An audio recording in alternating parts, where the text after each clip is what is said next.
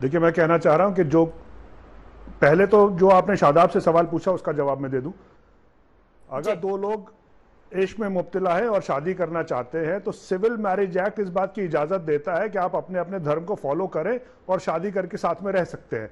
लेकिन ये डिपेंड करता है आप कौन से कानून के तहत शादी करना चाहते हैं। अगर आप मुस्लिम लॉ के तहत शादी करना चाहते हैं तो दोनों में से दोनों को मुस्लिम होना पड़ेगा, या दोनों में से कोई एक अगर गैर मुस्लिम है तो उसको कन्वर्ट होना पड़ेगा। ये बेसिक लॉ है।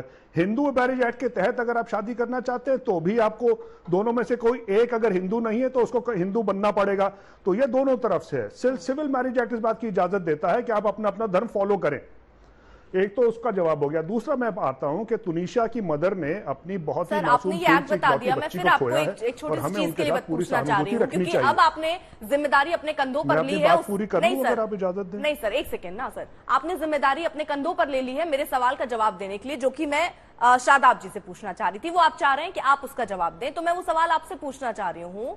आपने कहा अलग, अगर इंसान वो रिश्ता शादी तक पहुंचता है तो उसके अलग नियम हो सकते हैं, लेकिन जबरदस्ती दरगाह ले जाना, मुस्लिम धर्म अपनाने के लिए दबाव बनाना, उर्दू सिखाना, 3 महीने से ट्रैप करके रखना, आपको ये प्रोसेस जो है ये आपको सही लगता है? क्या प्यार में धर्म थोपना चाहिए या रजामंदी होनी चाहिए? दो लोग प्यार में है, रजामंदी है तो समझ में आता है, लेकिन क्या थोपना चाहिए?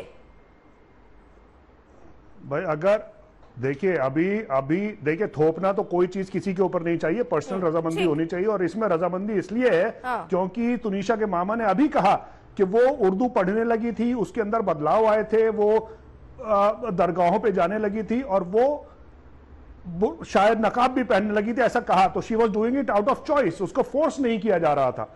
दूसरी समझो, दूसरी चीज दरगाहों पे जाने का अगर आप माहौल देखेंगे तो दरगाहों की इतिहास उठाकर आप देखिए, हर दरगाह पे जाने वालों की तादाद नॉन मुस्लिम की ज्यादा होती है। सुजान की तरफ से किया जा रहा था। आप उसकी जिम्मेदारी सर नहीं ले सकते ना, आप अपनी बात कह सकते हैं, लेकिन आप ये नहीं कह सकते कि वो अपनी इच्छा से कर रही थी। आप ये कैसे साबित करेंगे कि वो फोर्स मैं ये भी नहीं कह रही कि वो फोर्स, मैं तो आपसे सवाल पूछ रही किया जा रहा था। लेकिन ठीक है, वो जैसे भी कर रही हो, लेकिन ये हो रहा था, बदलाव हो रहे थे। आप इसको कहिए, आप ये मत कहिए कि वो कर रही थी स्वेच्छा से कर रही थी। उसकी जिम्मेदारी नहीं ले सकते सर, मैं भी नहीं ले सकती और आप भी नहीं ले सकते। ये ठीक है, मैं आगे ठीक है।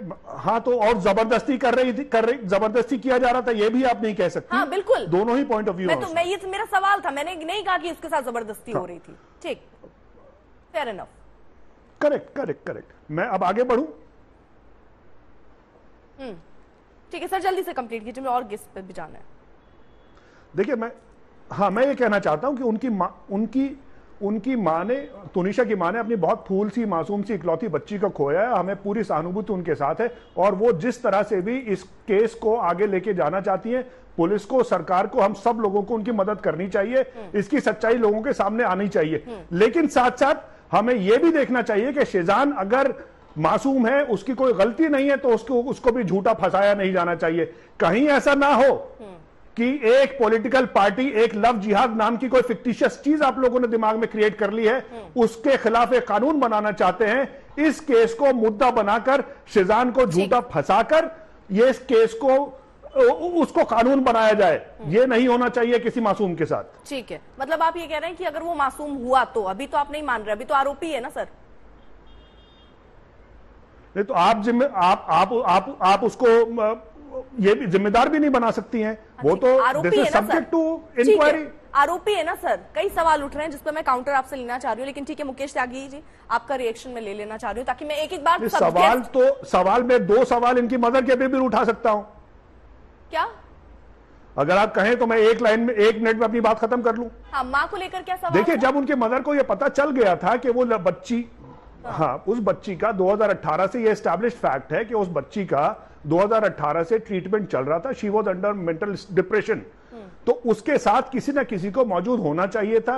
ये केस हम सब पेरेंट्स को हिंदुस्तान के ये जिम्मेदारी डालता है कि अगर आपके बच्चे इस तरह की कोई चीज में इन्वॉल्व है, कोई अगर कोई बीमारी है तो उसका साथ अकेला ना छोड़ा जाए। आपको ये जिम्मेदारी उनकी माँ, उनके परिवार पर दिख रही है कि उनकी जिम्मेदारी, उनकी गलती थी सर ना, उनकी गलती थी, उन्होंने अपनी बच्ची खो दी। बिल्कुल भाई, मेरी औलाद की जिम्मेदारी मेरी है, किसी पड़ोसी की नहीं है। शिजान की गलती नहीं है, जिम्मेदारी शिजान की गलती नहीं है, आपके, माँ की अगर जिम्मेदारी तो थी, परिवार की गलती थी जिसने अपनी बेटी खो दी। क्या बात कर रहे हैं सर आप? ठीक है, मैंने ये नहीं कहा कि गलती थी, मैंने कहा उनको एक स्टेप फर्दर जाकर जिम्मेदारी और निभानी चाहिए अच्छे से। हाँ। और शिजान, मैं उनको जिम्मेदार नहीं ठहरा रहा हूं, मेरी पूरी सहानुभूति उनके साथ है। किया सर, एक सेकेंड, जब उसने ये कह के ब्रेकअप किया कि हमारे धर्म सेम नहीं है, तो क्या जब रिलेशनशिप में था तो ये पता नहीं था कि हम सेम धर्म, अलग अलग धर्म के हैं, सेम धर्म के नहीं है? नहीं पता था सर? इतना मासूम है शिजान? ये आपसे शेजान ने कहा कि जब श्रद्धा वाला केस हुआ था इसलिए मैंने उस डर की वजह से अपने कदम पीछे हटाए। ये इस बात को साबित करता है कि बड़े बड़े सेलिब्रिटीज भी इस देश में अगर माइनॉरिटी कम्युनिटी से हैं तो एक पॉलिटिकल पार्टी के डर के अभाव में प्यार में भी नहीं पड़ना चाहते। आप उस पॉइंट ऑफ व्यू से भी इसको देखने की कोशिश करें।